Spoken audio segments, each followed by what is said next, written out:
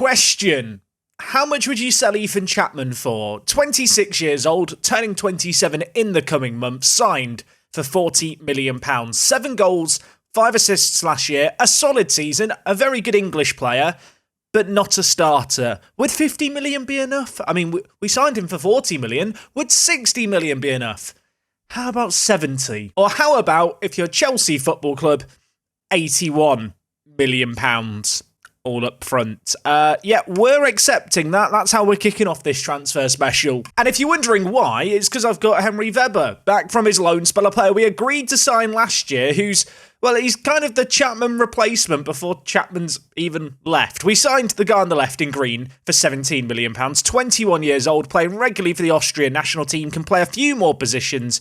And in return, well, we're getting rid of a player who I've never been all that keen on in Chapman. He's been good, but not great. At £81 million, a silly amount of money. If that gets added on to the money we've already got, we have £200 million to spend this summer.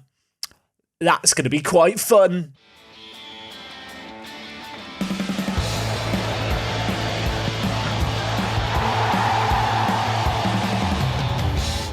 Yes, folks, how is it going? Welcome back to Part 2 Prem. If you missed yesterday's episode, Champions League final against Man City, make sure to go watch it today. We're back to spend some cash to strengthen what is already a very, very good team. And the reality is, at this point, we're looking for the most elite of the elite talent. And, well, great news for us, we've certainly got the budget to do that. It wasn't until just now where I sorted out the starting 11 for the year, where I think the 4-2-3-1 is going to become the predominant system, that I started to realise we're very much at the end game of Football Manager now. You know, back-to-back Champions League wins. I want to win the Premier League next season. That is still very much in the back of my mind, the fact we bottled it the season just gone. But when you look at the star ratings, when you look at the current squad, it's not that easy to improve the team anymore. I suppose the obvious place when you look at star ratings would be Manny Wilford, but the reality is Wilford won the best goalkeeper in the Champions League. He's England's #1 goalkeeper, who of course got to the World Cup final just last year. And yeah, I don't know if we're going to be able to do much better than him. Although at 29, maybe I should be looking for the goalkeeper of the future, or maybe I've already found him. And that's because I have already made a signing to kick things off today. Maicon Costa. Remember this guy? Wanted to sign him last summer and then he signed a new contract. 19 years old, goalkeeper, model citizen personality. Chef's kiss. That's what we want to see right there. And this guy looks absolutely superb. We've picked him up for his release clause of £17.25 million. Maybe lacks a little bit in shot stopping, but a super consistent performer. Loads and loads of room to grow. You might have noticed with his addition to the team, we have got a few spare goalkeepers. That is an area I'd like to trim down. And in fact, you can see here, we've got a few players out on loan like Volashak, Manasiev, who are also players I'm thinking we might want to move on this summer. And in fact, I have started recalling a load of players from loan. So if we hit continue once here, all these players now returning from loan, not all necessarily players I want to sell. Also, Liam Fenton, I've brought him back from China. His loan spell in China, it went well, but he wasn't actually improving. But yeah, in terms of goalkeepers I need to get rid of, Francisco, he's rather high on the list. His guide price has now dropped from what was around 32 million to 21 to 22 million. I guess we'll offer him out and see if anyone wants him. I hope someone's going to want to buy him, because I don't really want to start the season with 5 goalkeepers. Elsewhere, of course, Manasiev was out on loan this year, just gone at Juventus. He had a really good start to things at Juve during Champions League qualifying rounds, where he got a really high rating. Some viewers noticed the fact he was high in the Champions League player ratings. The reality is, his loan spell has been largely unsuccessful. He has not developed at all in the last year, and he's come back, allegedly, according to my staff, with even less potential than he obviously departed with initially. Worth noting, of course, potential doesn't change like that, but as players get older, as coaching staff get more familiar with players, they are able to draw more accurate judgments. This is the kind of player who I think we should probably be looking to sell. I'm keen to see what kind of money we might be able to get for him. The answer to that question is nowhere near enough. Transfer value, 30 to 40 million. Norwich have turned up and gone, 5.5 million, question mark? 5.5 million. No, he doesn't even want to talk to Norwich. I can't blame him. I'd be offended, and he doesn't want to talk to Southampton either. So we'll reject both those offers. It is perhaps worth acknowledging that at the moment it is actually mid-June. We are actually coming back a little later in pre-season, as has been the case the last couple of seasons. I want to get to the season tick-over date, where our reputation should improve a little bit more. Obviously, as you become a bigger and bigger football club in Football Manager, the pool of players who are realistically going to want to join your first team and that are actually going to improve it becomes a lot smaller. When you're in the lower leagues, there's definitely a reason to get as much business done as early as you can before other clubs. That doesn't really exist to the same extent right now. One player who's just come back from loan, he's had an amazing loan actually, is Petar Lucian Vinicic. I hope I've said that correctly. I almost certainly haven't. Here is the 18-year-old Croatian. We signed him in January, or at least that's when the transfer officially went through. It was actually agreed last summer. He spent the rest of the season on loan at Dynamo, where he had a really good return. And to be honest, he's come back at a point now where he could definitely be a semi-useful backup player for us. We're going to train his technical ability a little bit just to help out with his dribbling and first touch. But when you look at him and his recent improvements, he's the kind of player who maybe it wouldn't be the worst idea to keep around the first team. Of our starting 11, only one player drumming up interest at the moment. Not really a player I'd necessarily want to sell either in Monteiro, but if the right bid came in for the 29-year-old who turns 30 in a couple of months, I would possibly have to weigh it up. We signed him for £65 million, valued at 86 to 116. Wasn't necessarily a player top of my to sell list, and I do think he's a really great player for us, but on the flip side, if I am going to get £100 million for anyone, getting it for a player who turns 30 very soon probably wouldn't necessarily be bad business. I don't think, at least. I did decide to offer Monteiro out to clubs. He's not very happy about it, but Real Madrid have made a bid. They have bid £45 million, but, and it's a bit of a big but, it does come in the form of instalments. He currently has a loyalty bonus, which you can see here, due to sell-on clauses and stuff in his contract, comes up to 80.5 million. I'm going to be cheeky here. Real Madrid, 120 million? Yeah, I did get a bit greedy there, didn't I? He's unhappy that I'm trying to sell him. Scott Williams. In fact, no, it's Daniel Williams. Different Williams. Danny, technical director. Can you have a word with him? Just convince him that it's good for his career. It's not worked. I'm just not going to talk to him. Would it be mad to sell Monteiro now? I just feel like for long-term future, it wouldn't be the stupidest decision. Real Madrid didn't want to pay 120 million. How about 105 million? Real Madrid didn't like that. We have moved up the European coefficient rankings. That's exciting. You'd think with back-to-back Champions League wins, we might be a little bit higher. But given the fact we've not played that many seasons in European football, I suppose that is ultimately the reason we are down in 8th. Who knows? Maybe next year we will be top dog. At the moment, Liverpool, Bayern, Man City, Real Madrid, the teams at the top there. Interesting to note that 3 of those 4 teams we've knocked out the Champions League in the last 2 years. I think at the moment my main plan is to get to when the international transfer window opens for all the European clubs around the start of July. Also should have a good idea of the loan players that are coming back from loans we want to sell, which would be good to sort, I think, before we look to sign too many players. And on top of that, I'd quite like to get rid of Ethan Chapman, get that £81 million secured and confirmed before I go too crazy thinking about what we're going to do. Also, Man City are trying to steal one of my scouts. Adam, don't leave me. Don't join Man City. I'll give you a big pay rise. We can afford it. Stay here, son. If he now goes on to leave for Man City, I am going to be hurt. Real Madrid have made a new bid for Monteiro. Apparently, his preferred destination would be Real Madrid. I lowered my asking price to 90 million and they came back with this 64 million pound offer. I'm going to ask for 85 million. They've locked in 71 million pounds. Oh, I'm torn here. I am actually torn here because Monteiro did not want to sign a new deal with me.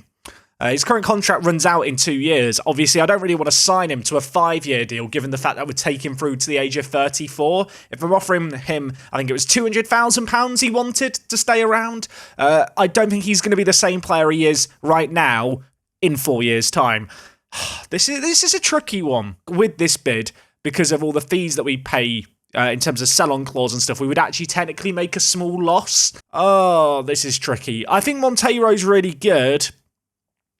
£71 million is just tempting me. I suppose we can accept it. Worst case, I can delay a couple of times, look to see what potential registas are out there.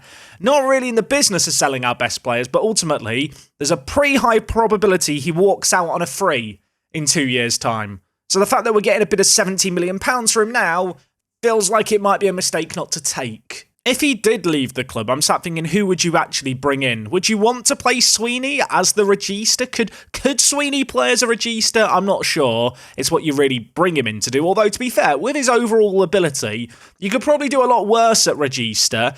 Elsewhere, of course, we have got Diogo Perez, who I think could be a really, really great player in the near future. He's only 19 years old. When you look at him, he's got the makings of a good regista, just needs to improve a little bit more across the board. Of course, just as a little reminder, he's had a couple of injuries this year that have made him miss over 2.5 months of football, which definitely slowed down his development a little bit.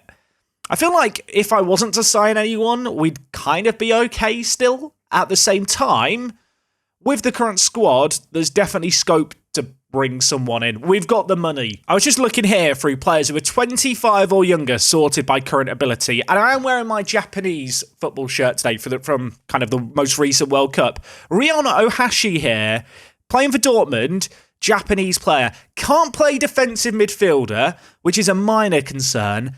He's a very, very good playmaker-y kind of player, isn't he? Let's be honest. Could he be a good regista? I think he could be a phenomenal regista. I'm going to be honest. He looks absolutely mad for this role. Only downside, he can't play defensive midfielder. But then again, we've not trained a player to play defensive midfielder in, half a season? So it's overdue. He's valued at £83 million. I'm going to structure a deal here in a way where I'm hoping Dortmund will be chill with it. I'm going to offer them £30 million in instalments. I will offer them £53 million up front. That is coming up to the lower end of his transfer value.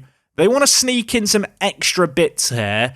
The sell-on of profit, whilst not ideal, I'm not massively adverse to, because I don't know if you'd necessarily be able to sell this guy on for some money. I'm going to offer them £85 million plus 10% of any profit. They've accepted that. Am I getting carried away thinking that Ohashi is just a good replacement? 23 years old, youngster, little bit of potential about him, has some really good player traits as well. I mean, is there a world where you go asymmetric for the season, where you just play Ohashi behind Lemos directly? Beginning to think this looks like one of the systems we played. Was it last year in FM? Was it last year at Crystal Palace where I played a system that looked like this? Is anyone getting deja vu? I've definitely done that before. We've not played an asymmetric system, I think, this year in Park to Prem. Certainly not in recent memory. Maybe I bring it back. Maybe we don't train Ohashi to play defensive midfielder. I know when I compare Ohashi here with Monteiro is going to be better, but for the reasons I already outlined with Monteiro being a little on the older side, he is going to be 30 in a matter of months. Ohashi actually has some really nice physicals, some solid mentals as well. He's one of those players who has some stuff here that doesn't really show up in the polygon quite as well. When you look at things like this, Monteiro looks better, maybe not significantly better, but certainly edges it out. When you look at it with the bars, it does suddenly look a little bit closer. I don't mind this as a transfer, I don't think. I feel like Ohashi's the kind of player who fits the system well, and to be fair, this is a guy who I have had my eye on for a little while. Scouts like him as well, really good consistency, can play a few positions, and he could generate £5 million in marketing per year. Think of the shirts we're going to sell. I'll get Ohashi put on the back of my football kit. I'm happy to give him whatever wages he wants all of a sudden. I don't know if I've ever seen a marketing amount of money that big on a player report. That's big. He wants between £205,000 and £275,000 a week. It's quite a lot, but I maybe can afford it. What's he on at the moment? At the moment, he's on £140,000 a week at Dortmund. He doesn't want the highest squad status in the world, which is nice. He has asked for a yearly wage rise, which you know what? I'm not playing ball with that. Do not appreciate that one little bit. In terms of contract, I want to give him an extra year. We'll up the signing on fee a little bit here. £150,000. Because I've removed the yearly wage rise, I have a feeling he's not going to be happy here. Yeah, I kind of suspected that would happen. We're going to negotiate hard if we can. I really want to get him on a 5-year deal, even if it means paying him a little bit extra. £175,000. Oh, why does he want the 4-year deal so badly? Is it worth negotiating to get an extra year in at the risk of paying him more? Probably not. We'll finalise this deal. £175,000 a week is not a small amount, but in return, you are getting a player who, let's be frank, is an absolutely ridiculous playmaker. He looks so good. Amazing physicals for this kind of player. Maybe not the best in the air, but all the other physicals are solid. Mentals are great, and the technicals for a deeper, creative midfielder look rather good. I think it's one of those transfers where you know you're taking a little bit of a step back in terms of overall quality, but Ohashi has longevity. He's going to be around a lot longer. He's going to hold his value better, and Monteiro is probably going to leave on a free anyway. And with that in mind, to get £71 million, which even after we give Monteiro his clauses and stuff, it's still going to be over £60 million we receive for him. I just think it's a sensible business decision, really. I am conscious of the fact that the time that I've just spent talking about Ohashi is quite long. Hopefully he's going to sign for us now. I wanted to explain the thought process of the transfers. I feel like sometimes I don't necessarily explain everything that's going on in my noggin, and so it doesn't always make sense, but hopefully I've been able to justify that signing to you. Let me know, would you have done the deal that we're doing? Answers on a postcard. Guernsey 2, Man City 0. Not only have we won the Champions League final, Adam Clark has pledged his allegiance to the Guernsey shirt. Get in there. Some really good exciting news. Ohashi, waiting on a work permit. We'll find out about that tomorrow. I'm kind of surprised how quickly the turnaround on that deal's happening. Elsewhere, Monteiro hasn't even agreed to go to Real Madrid yet. I guess Ohashi really wants to join Guernsey. Of course, I say that, hit continue once, and then Monteiro agrees to sign. You can see here we will receive £60 million of the sale fee. I think for reasons that I can understand, this will be seen as a controversial move of sorts in the comments, but at the same time, I think there's enough to justify it. So Monteiro is going to be leaving us on the 1st of July. That we're going to enjoy our last week with him for what it's worth. Elsewhere, waiting on Ohashi's work permit, which, I mean, hopefully it's going to be granted today. If he didn't get one, that would be mental. The good news is he is going to get one. £85 million for this guy, a really elite level centre mid. £85 million, of course, but only £57 million of it we are paying up front. And, well, I'm happy with this deal. I've had my eye on him for a very long time. He was actually a player who I wanted to sign when he was playing back in Japan many years ago. I'm keen to see what he can do for us now. And not only has Ohashi joined us, but in the same click of continue, Ethan Chapman has agreed to go to Chelsea. Not a player I was necessarily planning on selling, and whilst I don't like strengthening a rival, £81 million, it's just too much to refuse. Ohashi listed as a world-class midfielder in the media description. I think that is more than fair. In terms of what we're going to do with him, I think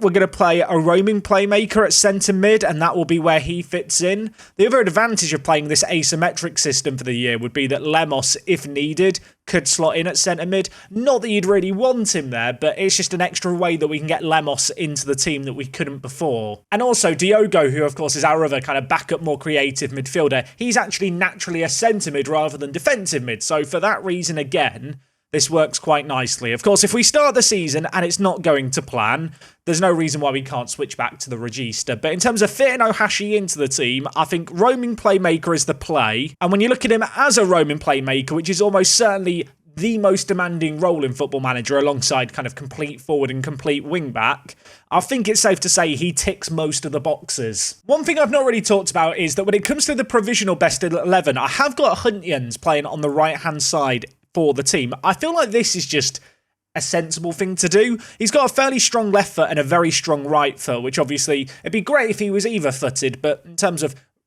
players playing on their stronger foot as an inside forward, you could definitely do a lot worse. And as an inside forward, he suits this role down to a T. It's not really a position we've played him in much, but of course with Chapman leaving the club, there's a gap to be filled in this position. And when you compare the players head to head, I think what Marco lacks in physicals, he more than makes up for on his technicals, his creativity, and also his mentals. I feel like this is further reinforcement that selling Chapman is just the right thing to do. I have just remembered that when we get to the end of June, a load of players are about to have new contracts kick in. So before I go ahead signing a load more players, I kind of want to get a clearer picture of what kind of wage budget have we got bit left over that we can actually use. I'll tell you what's really weird. You get this inbox very occasionally in Football Manager where you get told the shirt sales by players. You can see here it's kind of the player-by-player breakdown. Why do we not get this at the end of the season? You know, Ahashi's joined. We're told about the fact that we're going to get a lot of high shirt sales projected in Japan, which is cool. But then, why can I see that 3,000 Lemos shirts have been sold? 3,000 Cadman shirts have been sold. Why is this not shown? You know, at the end of the season where they showed the top-selling shirts? It makes no sense. If that can't be added for next year's Football Manager, I don't understand. Because the season's not ticked over yet as well, we've now added to our record transfer spending for the year. £359 million we've spent this season. That feels like a lot. Elsewhere, Ahashi, highest fee ever paid for a Japanese player. The previous record holder was Tomiyasu, who has now retired. He left from Arsenal to go to PSG for £27.5 million. And you can see here that Chapman sale is now a club record sale. Talked about the record spend for the year of £359 million. We have also made £215 million in sales. And because of the stupid season tick-over date, that sales from the season just gone, doesn't include Rojas and Buyak, who left for a combined £77 million. So if you add the £77 million onto that, our net spend is around £60 million for the year, which in my head feels a teeny bit more reasonable. Has also just dawned on me that sales number doesn't include the Monteiro deal yet, because it's not gone through. Unfortunately, this year we didn't get the signing of the season, but oddly enough, we did get the runners-up, despite the fact that neither of them got above a 7.0 rating. I don't know if that means that all the transfers this season were just crap, but Hunyens and Parkin finishing second and third in the runners-up. Considering we spent a combined £200 million on them, I'm going to concede I was a bit disappointed by them.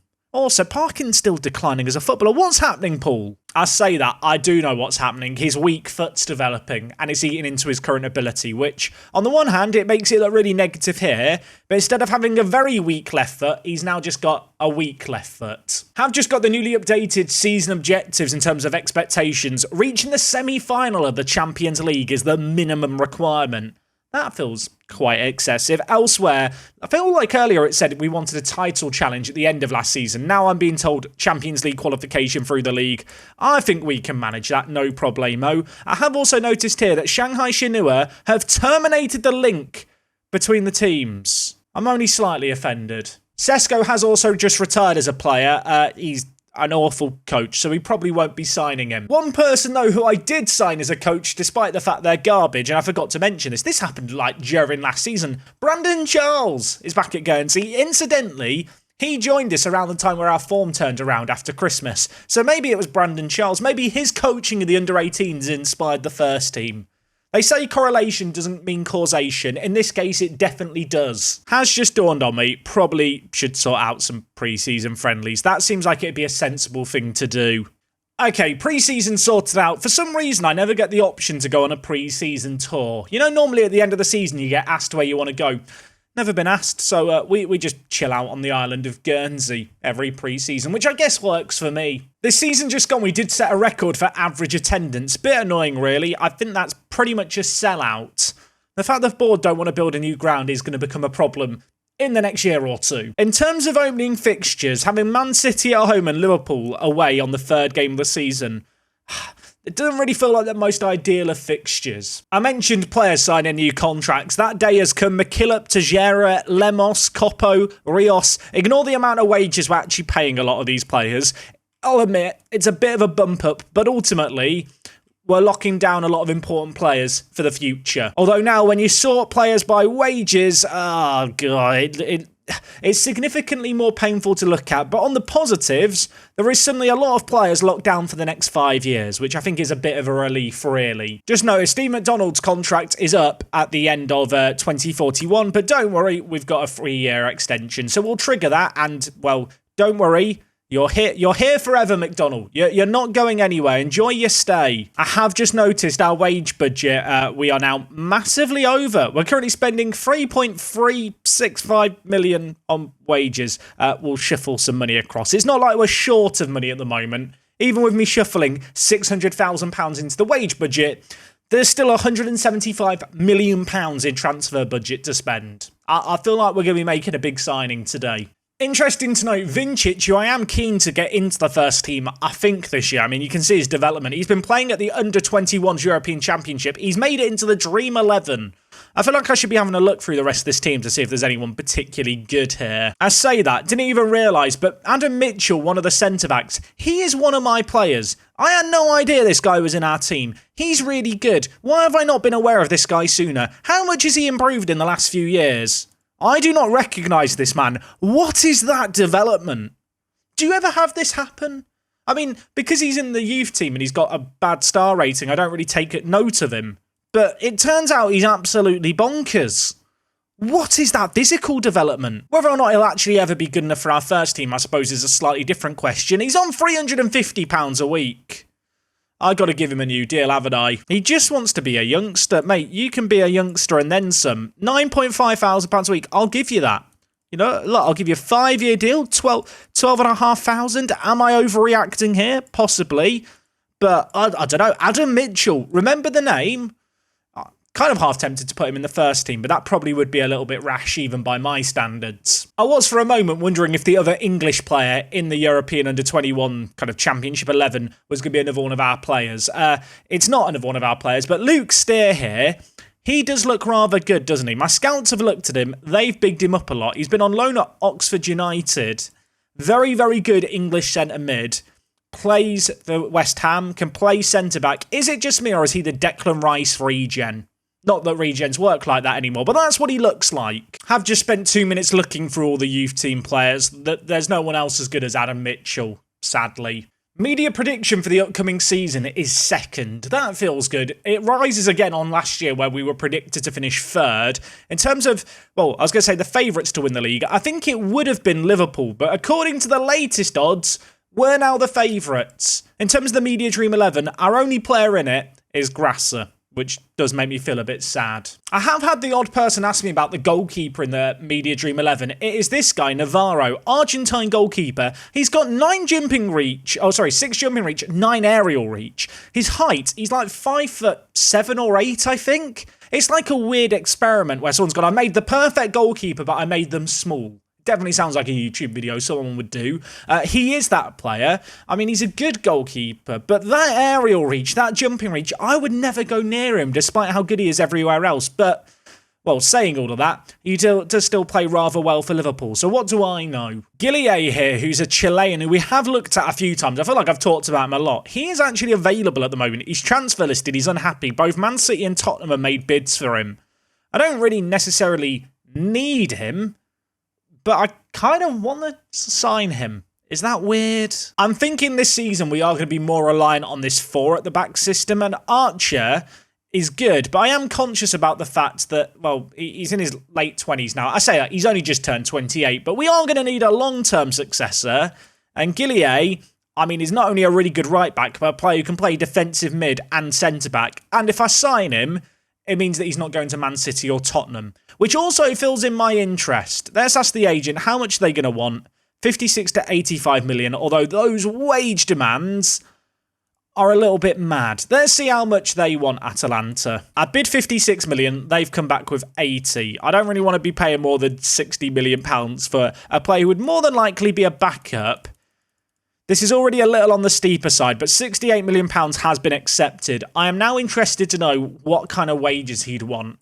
Would it be stupid to sign him for £68 million? I mean, £68 million sounds like a load of money. It's about a third of our transfer budget. It's chump change at this point. Apparently, he has the same interest in joining us as he does Man City and Real Madrid, has less interest in joining Tottenham. How much are you going to want a week? How much are you going to hurt me here, Gillier? I wanted to sign him before he went to Italy. He's asked for £350,000 up front.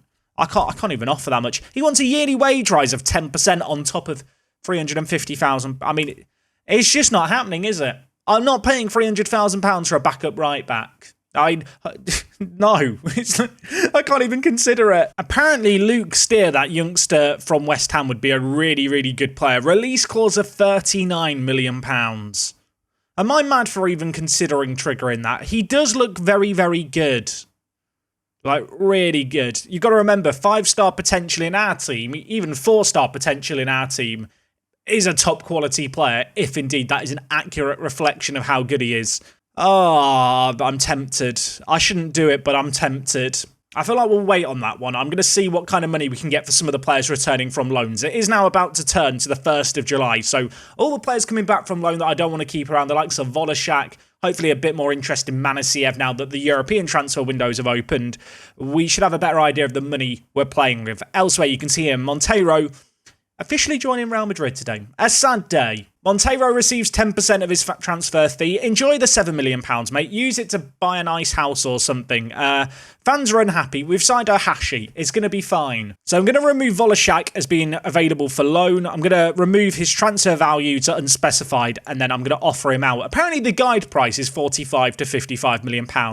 Feels very unlikely we'll get that kind of money. Stuttgart have made a bid for Greg. I don't really want to sell Greg, at least not right now. Although, of all our goalkeepers, of which we've probably got a few too many, he is the one attracting the most interest. We're not short on homegrown at club players at the moment, so I think Rob Carlton, who of course did play in the Champions League final, just as a reminder, we're going to demote him down a level, which I know he's not going to be happy about, but we don't really need him anymore. It's a bit like Andy in Toy Story, you know, where he tells Woody he doesn't want to play with him anymore and throws him on the floor. That's me with Rob Carlton. In terms of the goalkeeping situation, I think it's going to be Greg or Francisco that makes way. I think realistically, we have a better chance of getting more money for Francisco. I say that, his value has dropped again. I mean, we signed him for, what, £7 million, backup goalkeeper. I imagine it's these wage clauses which are impacting his ability to find interest, but I don't know. Let's see if we can get rid of him. If I can't, Greg might have to go, which would be sad. I am also going to update Manasiev's transfer availability, so he's no longer available for loan. We'll offer him out again now that the European transfer window's open. Maybe there'll be a bit more interest. And I am just having a quick peek at the youth team here to see what players who we've got who I might potentially want to move on. This could be a controversial one. Would it be mad to sell Augustin Trinidad? I just feel like he's not improved that much since we signed him a couple of years ago now. He's had a couple of loan spells. He's not really shone at them. We signed him for 1.4 million. I've got a load of striking options better than him, and his value is 55 to 63 million. You know what? Let's see what kind of money we might be able to get for him. We'll go fishing. We'll see if there's any nibbles. Of course, we have also got Ignacio Perez, but by comparison, Perez does just seem like a much better player. Going to also see if we can get some money for Anders Pedersen. He was out on loan at Sunderland in the Championship last year. No need for him. And Santiago here, we signed for £5.5 million. He has really not developed over the last 2 years. In fact, it's really disappointing to see how little he's improved. Given the fact he is now 20 and he's 21 this year, probably in our interest to try and get him moved on for some money as well, because I just don't think he's ever going to be near the first team. We have received some offers for some players. The first player, Volashak, offer from Wolfsburg. They've offered £23 million. I'm going to be cheeky. I'm going to ask for 30 and see what they say. They've come back with £24 million and 20% of any profit. I'm going to go back with 26 million and 40% of any profit. They've accepted that. I think that's a good deal. We've been trying to get rid of him for a few years. At 22 years old, it's safe to say he's never going to progress to the point where he gets in our first team. So that's some good money there. We have also had some bids for Francisco. I was hoping to get a bigger bid for him, but truth be told, I think we've kind of just got to cut our losses. He did not really have a good loan at Stuttgart. 9 clean sheets in 33 isn't bad, but his average ratings across his whole career have frankly been awful. Roma have bid, £12 million here? I'm going to be cheeky. I'm going to try and get 15 million. Percentage of profit. Can we get 50% of any profit? We can. I think that's actually a really good deal there. We'll offer an ultimatum to Sociedad. Have also had some bids for Augustin Trinidad. He's a good player, but I don't think he's ever going to be of the elite level that a striker needs to be to play for us. Augsburg locked in £12 million. Blackburn have offered 22 million. Apparently he's not interested in Blackburn. Let's just convince him. Blackburn's lovely. Got a good away day score. Blackburn's more lucrative. He has no interest in choosing Blackburn over Newcastle. But Newcastle don't even want you. I'm off now. Bye. He's really just K'd me there, hasn't he? I mean, there's all these teams interested, but none of them have actually bid on him. PSG, though, and Newcastle. You know what? We'll offer a bid here that I think he might accept from Blackburn. How about percentage of next profit, percentage of profit from next sale, words are hard, 50%, 27.5 million. That's been accepted, and now, having seen that accepted, I'm going to offer him out for more because, that seems sensible. PSG and Newcastle want him. Surely one of those is going to compete with Blackburn. I say surely one of those teams is going to compete with Blackburn. If they don't, he's probably not going to move, which would be annoying because I'd quite like to get the money for him, really. I mean, if these sales were to go through, the Trinidad one perhaps feels the least likely of the lot. We would be making almost £70 million just selling some players who are nowhere near the first team. That would be nice. I suppose at this point we should be looking at players to sign. Obviously, we've picked up our Hashi. When you look at the team, though, it's so difficult to spot where you'd add anything. I suppose the logical option would be a player for the bench. McKillop on the bench at the moment is great, and I love McKillop. He is the weak link in the team by a country mile. If we were to remove him, it would leave a spot open for a centre mid, maybe a centre mid who can play a more versatile attacking role. In terms of striking options, we've got Parkin on the bench who's solid. We've, of course, got Weber as well, who is a super versatile option that we could definitely make use of. We have Sula as well, who has developed well, actually, over recent times. Of course, I say that, then we click on him, and he's not training well in the off-season. But I think a more attacking centre-mid option could be the order of the day. Manasiev perhaps would be the man you'd hope could do that job. I don't think he's it. Okay, Sociedad have actually matched the bid that we accepted from Roma, so I am going to accept that. It's not quite the £57 million release clause, and he says he's not interested in Sociedad. Hopefully he's interested in Roma. 4 players didn't attract interest. Additionally, Edemar. I did offer out Edemar just to see if there was any interest. I feel like he's good. He's not great. We only signed him last year for £10 million.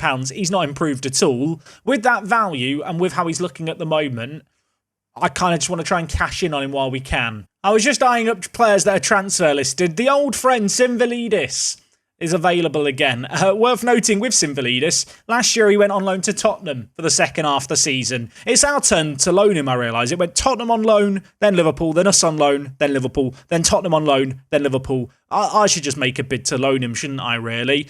They want me to pay all of his wages, and they want a mandatory future fee of 42 million.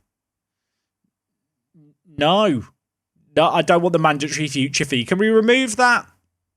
No. Realise I did just outline the need for a centre mid who can play a load of positions, and instead I've gone and tried to sign another striker. I really do have a problem, don't I? I have noticed here there are a couple of players transfer listed by Manchester United. Lasser is one player. They signed this guy for £118 million. He has been an absolute flop. I mean, there's no way in hell they're getting £103 million for him, is there? There is absolutely no chance. The other player that Man City have got transfer listed is Matthew Marsh here, who does actually look absolutely ridiculous, but of all the positions in the team I don't need players, centre-back is probably one of the areas. I realise I'm looking at transfer listed players like that's the only thing I can afford. That's just not true, is it? We could just look at everyone. What is there here? There's got to be some absolute bangers. I mean, Correa, the man who's just been annoying me at Arsenal, I could sign. Don't really fancy paying him £300,000 a week. As much as our overall wage spend on our own players has increased, I do kind of want to set a soft limit of £200,000. If it wasn't for the small stadium, I'd be a lot more willing to go above that. But obviously, with our stadium, ticket sales is a big source of revenue. And unlike every other team around us, we just can't sell the same number of seats. Compared to the likes of Manchester United, we get a third of the amount of money in ticket sales. That is just a bit of a cruel reality. And without this stadium being increased, I don't think we'll ever be in a position where we can sustain ourselves offering players £300,000 a week without having to just sell players to stay afloat. And that's not really a financial situation I want to see Guernsey put in. So I opted to offer out Augustin Trinidad again just to see if there was any interest. Newcastle have made a bid. Of course, we've already accepted a bid from Blackburn, which I don't think he's going to take, of £27.5 million. Newcastle have now bid £23 million. I'm going to ask for £30 million, plus I want a profit of any sell-on. 40% of any profit, £30 million. Newcastle have accepted that. We'll accept that, issue an ultimatum to Atleti, turn down the bid from Blackburn. Sorry, Blackburn. They were probably getting their hopes up. And, I mean, if we are going to get £30 million for him, that would be quite good. I'm hoping he's now going to take that move. I have had some bids just now for Santiago. We picked him up for £5.5 million. He has not developed at all, but with a value of £38 million, I was hoping to get something close to that. These bids are borderline insulting that we've been given. How much would I actually sell him for? If I ignore the guide price, I think anything close to 15 million would probably be a pretty good amount of money to get, so I guess that's what we're going to aim for. Okay, try to negotiate with Eintracht Frankfurt. They're not paying 15 million. Roma, do you have 15 million pounds to spend? 15 million plus 40% of any profit. I mean, it's a good job we're early in pre-season. Maybe I can get these teams to come back in if none of this happens. Apparently, he does want to speak to Benfica. Do Benfica want to speak to us about 15 million pounds? No. And nor did Cologne. Okay, right. Let's offer him out here. I'm going to offer him out for 20 million rather than unspecified. Let's see if we get any bids closer to that. I feel like the bidding system in FM makes no sense. Sometimes you offer a player out unspecified, get some bids, negotiate, and teams don't go that high. Then you offer him out for that kind of lower amount than his asking price, but more than what you were getting bid before. And for some reason, the teams go, oh yeah, we'll pay that. So maybe that'll happen here. That'd be good. Man City have agreed to sign Guillier, the Chilean we were looking at. They've signed him on £250,000 a week. It's kind of mad that he was asking for £350,000 with a 10% yearly wage rise from us. Hopefully he's not going to be too annoying playing for Man City. The fact that he's really injury prone makes me hope that he gets injured. Which ordinarily, if it was a real footballer who exists, I'd feel guilty about. He's not real, so I can wish injuries upon him. That's morally acceptable, I think. You know, I was talking about signing versatile centre mid, kind of more attacking player. Jaime's been released by Ajax. Should we just bring him home? They signed him for 18 million and now he's available on a free. Does he want to come back? Is he happy? Has he forgiven me for kind of casting him out to the side?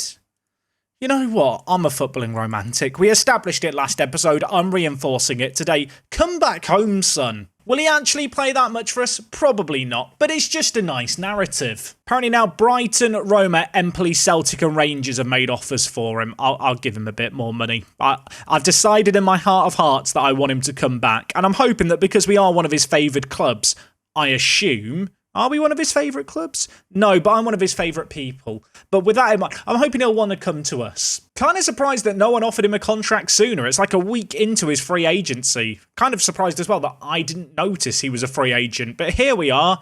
We found out now. No one wanted Manasiev for a while, but I have now just offered him out again, and we have got a flurry of bids come in. A lot of these are kind of with lots and lots of instalment shenanigans going on. It looks like PAOK are offering the most upfront, as well as 30% of any next sale. There is also a Stoke City bid here. Apparently he has no interest in talking to Stoke. Stoke, will you give me the money I want up front? Because no one else will, and if you do, he's yours. £23 million. I feel like Stoke don't have the money I want, do they? But we'll keep pushing them. They don't have the money I want. Of all the bids we've had, this is perhaps the best one in terms of the actual money on offer. I will say I don't love the fact that we have to see him play 50 league games to get 5.5 million. 30% of profit is nice, though. Ajax's offer is a bit more favourable, slightly less percentage of profit, but it's a guaranteed 20 plus million pounds. There's no kind of 5 million locked behind him playing games. Also, he'd quite like to go to Ajax. We'll accept this offer. I'll check the other ones, but yeah, it's not a monumental sum of money, but we are at least going to cover the amount of money we paid for him. And given the last few years and the general lack of development, I think that's fine with me. I did previously ask for 28 million. I'm now going to ask for 25 million just to see if any of the teams come in with a slightly better offer, maybe with it all paid up front. Also, I've just noticed the inbox item here. Francisco has decided to stay. I hate him. I was really happy with that Roma bid as well. We'll offer him out for the £15 million plus 50% of any profit and hope someone else bids. Have got some bids for Santiago here. There is a £19 million bid from Anderlecht, which is a guaranteed £15.5 million plus some clauses. There is also a 20% of any profit. There's also this Club Bruges offer, which is a very, very similar amount of money, to be honest. I think I'm going to just accept both and hope that he takes one of these two bids. The 20-year-old is good, but ultimately, we signed him for £5 billion. We're guaranteed to triple our money, albeit over instalments, and given his lack of development, that's fine with me. Good news, I've had some bids for Francisco. Not so good news, they don't match the £15 million bid we accepted before. Just as a little reminder, we did sign him for £7 million, so we are still going to make our money back here. Brighton have made a bid. I don't see a world where he even wants to go to Brighton, although I say that, apparently he does want to go to Brighton. Brighton, £14 million. Plus, let's go with the profit of next sale, 50%. Give me the same bid that Roma gave me, but with £1 million less. Okay, well, you know what? I was sat thinking that Brian wouldn't be able to afford that and I was going to have to accept one of these other offers, but I guess we'll reject all the unresponded locked-in ones and Francisco can enjoy some time in the Championship. We have got so many players leaving at the moment. If all these sales go through, I'm going to make £90 million, which actually goes up to £112 million with clauses. That's actually mad. I feel like this summer is going to end up being like last summer, where I'm really reserved in the first half of things. You know, first transfer special, it's all about selling on the players I'm not sure about, and then suddenly, part 2, Electric Boogaloo, we're spending £200 million on strikers I don't need. That's what we're all here for, though, I think. Also, daily reminder, just praise all your players' training. Just praise them, get their morale up, keeps them training well, keeps them developing, even in the middle of pre-season. Okay, Augustin Trinidad has been granted a work permit for his move to Newcastle at 20 years old. He's a good player, but I've just got far better striking options out there. I'm not sure he'll ever be good enough for our first team. With that in mind, it's a £30 million bid with 40% of any profits. There's a little bit of a kind of backup plan there if he does go on to develop a ton. But equally, with his current ability, he's not the kind of player who's going to add significant quality to Newcastle off the bat at least, and £30 million, a lot of money for a player who's never played a first-team game for us. One player who has played a fair amount of first-team football for us, albeit many years ago, is Volashak. We really gave this guy a fair chance, I feel like, to develop at the club. It just really hasn't happened with him. We signed him for £3 million. We are ultimately selling him on now for £26 million. Again, a significant percentage of profit. He's a player who I do think has some good potential, could be sold on for more money in the future.